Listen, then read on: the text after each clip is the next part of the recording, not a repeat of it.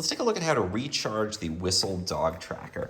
So my dog Lance is wearing the tracker on his collar here, and I got a notification from the app that it's running low on battery, and that's the time to plug it in. Now I find it lasts quite a long time. The battery lasts over a week, sometimes even more for me.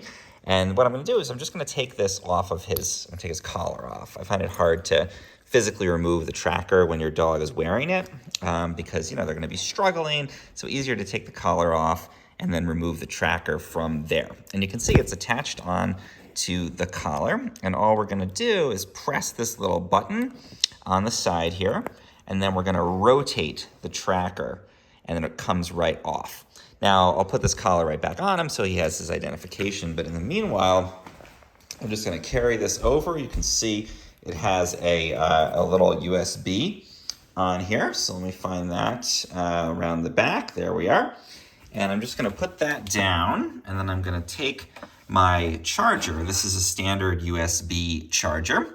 And I'm just gonna go ahead and plug that right into the back here. So let me plug that in.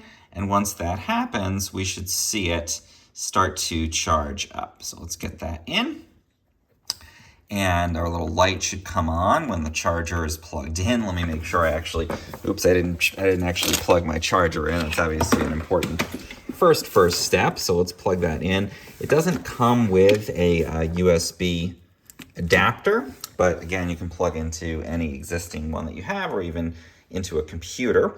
And there we go. Now we got our light on. We are charging. I generally let it charge all the way up to 100%, then reattach it to the collar just by reversing the process. So putting it on at a 90-degree angle and then turning it clockwise to click into the collar attachment. And that's how we charge up our Whistle tracker.